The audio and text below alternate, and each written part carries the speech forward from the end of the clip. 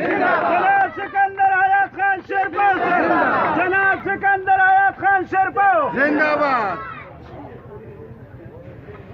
औज़ु बिल्लाहि मिनश शैतानिर रजीम बिस्मिल्लाहिर रहमानिर रहीम। د قومي وطن پارټۍ د هریچند یونین کونسل چیرمین ارشد خان په سټیج باندې موجود د قومي وطن پارټۍ د پی کې 56 چیرمین جاوید حسین خان د ضلعي وایس چیرمین غنی حاجي صاحب د ضلعي وایس چیرمین پیر رحمان الله صاحب فضل دیان خان چې زمونږ د استادانو مشر دی میرامان خان زمونږ سابقه ډسټرکټ ممبر او د صوبایي کونسل ممبر دوست محمد حاجي صاحب دلته کې موجود د پی کې 56 د تنظیم عہدیداران د مختلفو یونین کونسلو نه راغلي د پارټۍ مشران د ارچند یونین کونسل د مختلفو علاقو نه راغلي مشرانو عزتمندو السلام علیکم د ټولو کې اول خو د خپل لخوا او د قومي وطن پارټۍ د ټولو کارکنانو د لخوا نذیر احمد حاجي صاحب احسان الدین حاجي صاحب مراد علي خان شهزاد خان او د هغوی سره چې کم ګڼ شمېر عزتمند مشران او ځوانان موږ سره نن په قومي وطن پارټۍ کې شامل شو هغوی ته هر کلیم ویمه او دا یقینداني ورله ورکومه چې یو صحیح فیصله یې کړې ده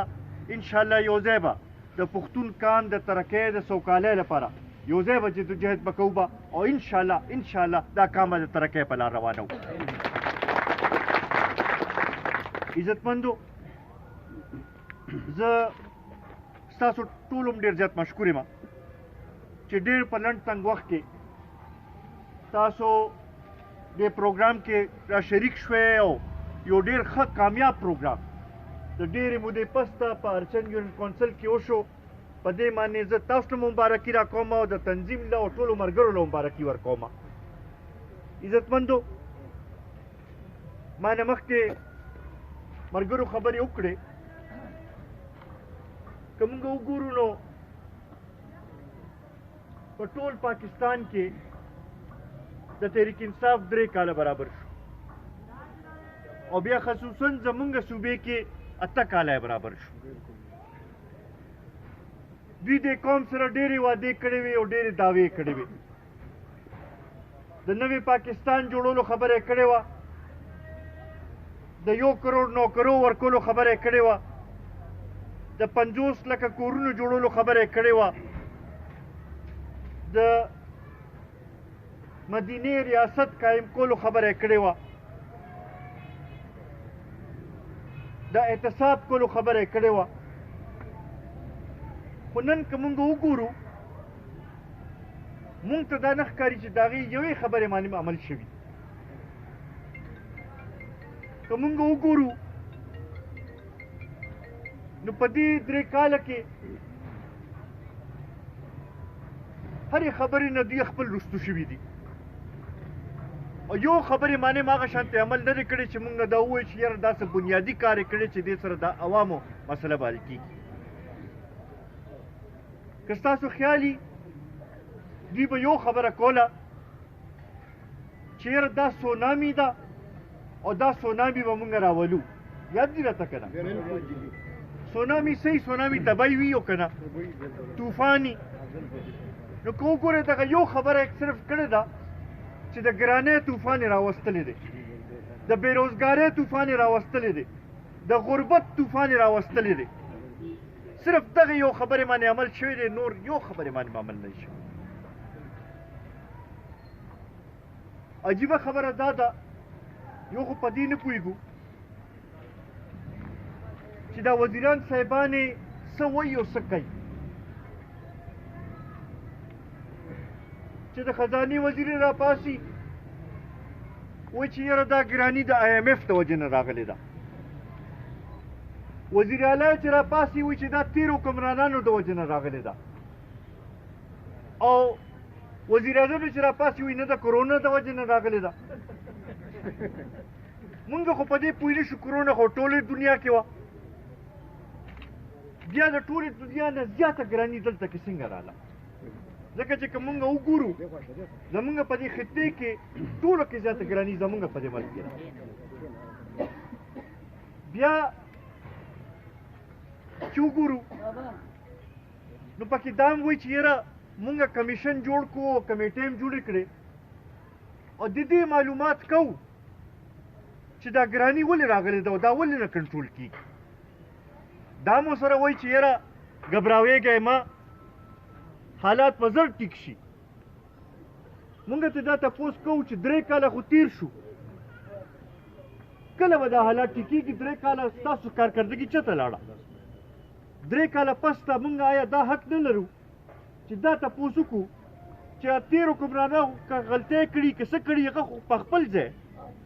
ته مونږ ته خپله کارکردګي وښایه چې تا دې قوم له څه وکړل تا دې ګرانۍ کمولو لپاره څه وکړل نن بیا पेट्रोल और डीजल 10 रुपए और 12 रुपए ګران شي دې سره به ګراني راځي او کنه به راځي بجلی نن بیا 1 روپے او تقریبا 40 پیسې زیاته شوه زما خیال دی په دې 3 کاله کې تقریبا د 80% بجلی ګرانه شوې ده ګیس هم یو څو ورځو کې بیا ګرانې دوواله دی IMF لا زمونږ وزیر خزانه صاحب تللی دی او مذاکرات یې ورسره شروع کړي دي خدای پاک ته خیر کوي چې دا مذاکرات په نتیجه کې به څومره بوج په دې قوم باندې اچولی کېږي مونږ ورته دا ویل غواړو چې دا قوم نور د دې متحمل نشي کېدی نور دا بوج نشي برداشت کولی دا کومه چې تاسو اوس په پټرول او ډیزل په قیمت کې اضافه کړې ده دا مونږ مسترد کوو ځکه چې دا په قوم سره زیاتې دی د بجلی په قیمتونو کې چې کوم تاسو اضافه کړې مونږ یې مسترد کوو قومي وطن پارټي قومي وطن پارټي سکندر آیات خان شیرپا صاحب او دغه شانتې IMF سره که معاهده وشوه او په هغې کې تاسو په قوم باندې بوج واچو نو مونږ به دغه معاهده به مسترد کوو ځکه چې تاسو نور دې قوم چې دی د دې دا سختي معاف کول غواړي تاسو خو هر یو شی چې دی هر بوج چې دی هغه هم دې قوم له ورکو څه لږه سختي خو تاسو په ځان تېر کړئ څه لږ تاسو مو دغه خپله خبرو باندې عمل وکړئ چې تاسو ویل چې مونږ به خپل اخراجات کمو به نن د همدغه وجه ده چې هر یو کس په خپل ځای باندې تنګ دی هر یو کس په خپل ځای باندې دې ته حیران دی چې یاره مونږ به د 2 وخته روټۍ خپل بچو له څنګه را پیدا کوو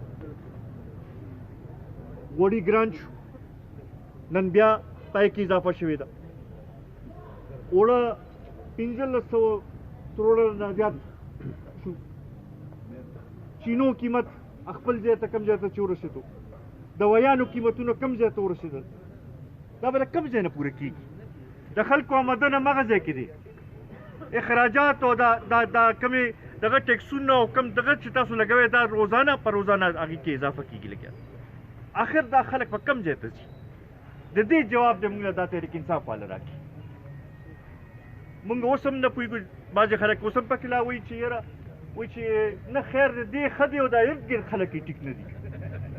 دا ارد ګرد خلک چا را جمع کړي دي دا کوم دا ټیم چا جوړ کړی دی خو همده راغونډ کړي دي نو په دې بانو او په دې خبرو چې دی نور دې قوم له دوکې نشي ورکولی بیا سره خصوصا زه به د پښتنو ووایم پښتنو کې ډېره زیاته مایوسي ده ځکه چې که وګورو نو دهشتګردۍ هغه ټول اثرات هم په مونږ تېر شو وینه زمونږ توی شوه دماکې دلته کې به روزانه کېدلې زرګو په تعداد باندې زمونږ مشران زمونږ میندې خویندې زمونږ بچي شهیدان شو دې ارچن کې تاسو ته یاد دي چې دلته کې دماکه شوې وه DSP صاحب هم پکې دغه شوي وو نور هم ډېر داسې دغه شوي او بل خوا ته زمونږ وزیر اعظم صاحب چې پاسي نو هغه د پښتنو د دشمنانو چې کومه پروپاګنډه ده چې یاره پښتانه انتها پسند دي هغې له تقویت ورکوي او وایي چې یاره دا ټول پښتانه چې دي دا تحریک طالبان پاکستان سره تعلق ساتي د ډېر د افسوس او د شرم خبره ده دا د هغې خلکو سره زیاتې دي چې د چا رشته دار چې د چا بچي د چا رونه د چا مشران په دې دهشتګردۍ خلاف جنګ کې د هغوی وینه توی شوې ده د هغوی سره زیاتې دي مونږ خو په دې نه پوهېږو چې دې لا ځان ته پښتون وایي او بیا وایي چې یاره چې حقاني چې دی وایي دا قبیله ده تا ته دا پته نشته او ته لګیا ته دې باره کې بیانونه ورکې او دغه کې او زمونږ د علاقې باره کې ته تا ځان نه لوی ایکسپرټ جوړ کړی دی نن عزتمندو زما خیال دی چې څومره دې ایکسپوز شو دومره بل څوک هېڅوک هم نه دي ایکسپوز شو دا دې خبرې باندې زما خیال اوس هر څوک قایل دي چې دې نه نااهله حکومت چتم دې قوم باندې نو راغلی داسې ده وکړه او هغه د پاسه د وفاقي وزیران چې کوم بیانونه ورکوي فواد چودھري وایي چې 1 کروڑ نوکرۍ خو وختي وایي پوره شوي دي هغه خو موږ ورکړي دي دا کوم ځای کې بهی راشه موږ سره حساب کتاب وکړه موږ دله چیلنج راکړو موږ ته وښایه چې کوم ځای کې تاسو پوره کړي ستاسو په حکومت په نتیجه کې خو الټه خلک بې روزګاره شوي دي د خلکو روزګار ختم شو په خپله د دوی چې کوم لیبر سروې کړې ده حکومتي په خپله ادارې چې کوم عدد و شمار ورکړي دي هغوی په خپله دا وایي چې یاره په بېروزګارۍ کې اضافه شوې ده په دې 3 کاله کې او ټولو کې زیاته اضافه کوم ځای کې شوې ده په خیبر پښتونخوا کې ځکه چې 8 کالو نه په خیبر پښتونخوا کې د پاسه په نور وزیران راشي یو وایي 2 روټۍ په ځای 1 روټۍ خوري بل وایي چې یاره 100 نوړۍ په ځای 9 نوړۍ کمې خورئ 100 دانې چیني په ځای 9 دانې کمې استعمالوئ دا کوم ځای مونږ خو داسې دغه نه کتلې وزیرانو ته خو پکار وایي چې د خلکو په دې مشکل حالاتو کې په سخته کې دوی په سر یې لاس ایښی وي کم از کم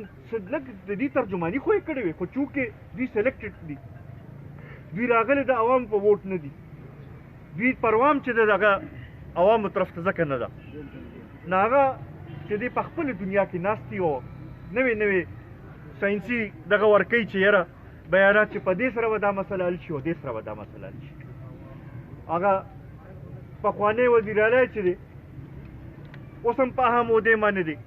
هغه وایي چې زما صوبې کې ما ته غریب وښیې نو زه به استعفا ورکړم که چا کور راته وښیې وایي زه به استعفا ورکړم پرویز خټکه دلته راشه دلته دې زمونږ دې میدې کې وګرځه تا ته اندازه وشي ستا په مانډکي کې به درته زه د کچه کوټې او دغه وښیم دا غریبانانو سره نورم هغه زیاتې دي او دغه د دوی په هغه زخمونو باندې مالګه دوړول دي بیا دغه سره کو ګورو نو د بجلی د لوډ شیډینګ حل هم تاسو ته معلوم دی د ارچن کې درنې وشوې 18 غنټې دلته کې لوډ شیډینګ شوې ده داسې ده و که نه چاړو پروام نه کوله نه دوی نږدې راتلل نه دغه کول نو آیا داسې خلک تاسو ته تپوس کوم دا حق لري چې ستاسو نمایندګي وکړي آیا دې نه تاسو دا تمه لرئ چې دوی به ستاسو مسایل حل کړي عزتمندو مونږ همدغه ځکه وایو